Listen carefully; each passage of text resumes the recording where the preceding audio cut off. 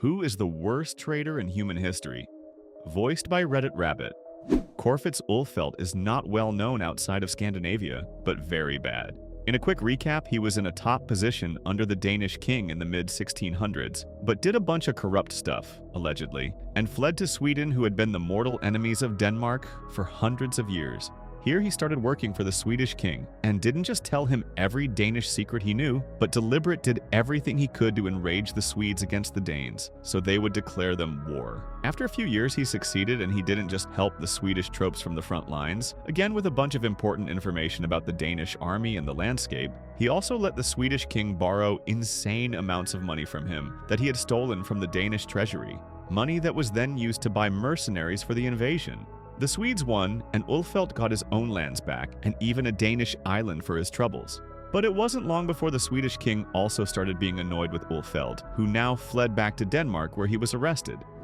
For some insane reason, he was eventually allowed to leave the country because he said he needed to go to a spa for his health. Of course, he didn't go to a spa and fled Denmark once again. This time he went to a bunch of different kings in Europe and tried to get them in on his crazy schemes, essentially. He also gave the skull of one of the biggest Danish saints to the French, another thing he had stolen. He even tried to arrange a coup of the Danish throne, but without luck. The Danes never got him again, but his wife was famously imprisoned in a tower for 22 years, essentially in her husband's place. Ulfeldt was so hated in Denmark that a statue of shame was erected for him that people were supposed to spit on as they walked past. It stood in Copenhagen for hundreds of years.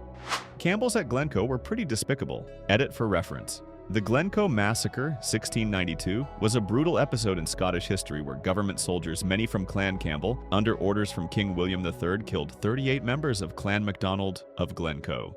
The MacDonalds had delayed swearing allegiance to the king after the Glorious Revolution, and this was used as a pretext for punishment.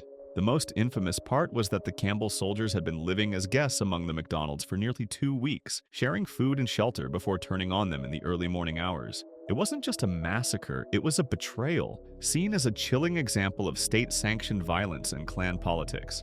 The event left a lasting scar and symbolized the deep mistrust between Highland clans and the central government.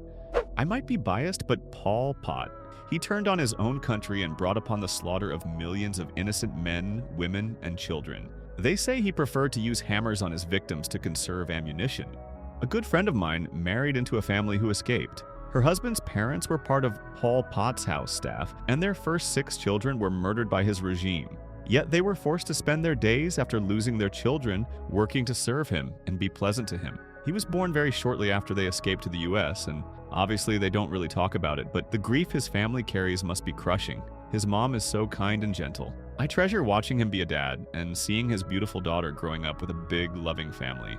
I cannot imagine what a gift that little girl must be for her grandparents. I love my friends, and I hope they and their children live long, beautiful, and safe lives. Alcibiades, Athenian general and statesman who was a foe of Sparta. He betrayed Athens at Messina during the Sicilian campaign. He fled Athens for Sparta to avoid the actions of his political rivals. He convinced Sparta to send troops to join the Syracusans against Athens. He fell afoul of the Spartans and fled to Persia. He then worked to undermine the Peloponnesians, Sparta and allies, by advising the Persians on how to weaken them until the time was right to invade. He then returned to Athens for several years before being forced into exile in Persia, where he finished out his life. There's 2 ways to read this question. I'm going to read it in my own way. The worst traitor, as in who was the worst at actually doing it. Philippe Pétain. This dude had it all. Served in First World War, had everything you could ever want from a career in the military, politics, and everything in between. He was a national hero. His name was royalty, and he threw all of it away to run the French state, Vichy France, during Nazi occupation. Now, you could excuse it if he was just doing it to keep his people safe, and nobody else would step up. Fair enough. But he didn't. He actively collaborated with the Nazis and actively sent French Jews and returned Jews fleeing Germany to their destructive fates. He is a traitor entirely, and a really bad one at that, because there was actually no need for him to do it. France fell in the 1940s, he died in 1951. He threw away his entire legacy for a meth addict leader in Germany and died a stain in history. Imprisoned because he was too old to be shot. Mir Jafar was one of the most influential people under the reign of Siraj-ud-Dawla, the ruler of Bengal till 1757. The British did a lot of trade in Bengal, peacefully initially, but when they began amassing armies and began influencing people, Sirajudaulah stepped in and took control of British factories. Even though the British called all of their armies set up throughout India back to Bengal, they still would never have won without mainland support from Britain, which wouldn't reach there for months. But when Sirajudaulah sent his armies to what should have been an easy victory, his general Mir Jafar turned on him, using the men under his wing, which was a substantial portion of the army, against the king's own men. Once Sirajudaulah was defeated, Mir Jafar sat on the throne as a puppet Nawab, giving monthly payments to the British. Ironically, the poison he spread stung him too, as once the British started putting more and more influence on him, he started ignoring his role as a puppet and tried to fight them off. But he himself had made the British so powerful that he could no longer be of any threat to them, especially considering his weak army.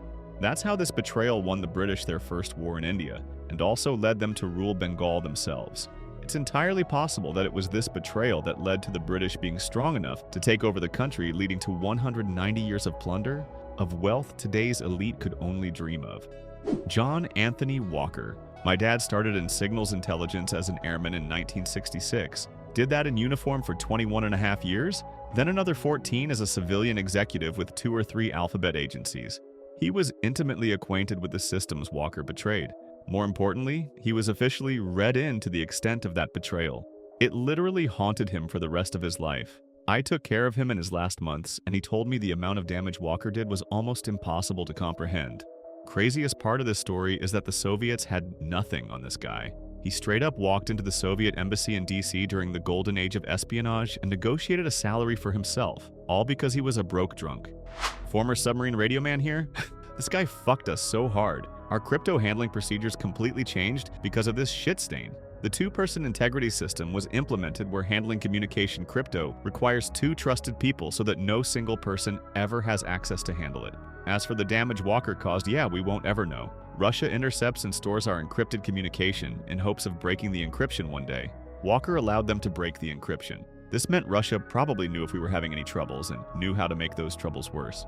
Rebecca from my 4th grade class. She said she was in love with me but was just lying because she and her friends thought it would be funny. Tarring and feathering is too good for her and people like her. It took years of therapy before I could accept that someone could care about me even a little bit. Edit. Thank you everyone so far. I've never felt so vindicated in my hatred for Rebecca. I wish I could show this to 9-year-old me. Western history's top traitors, according to Reddit. 1st, Quisling. 2nd, Krasnov. 3rd, 9-year-old Rebecca. Benedict Arnold betrayed his own people all because he felt he wasn't getting the laurels he deserved, even though he already had plenty.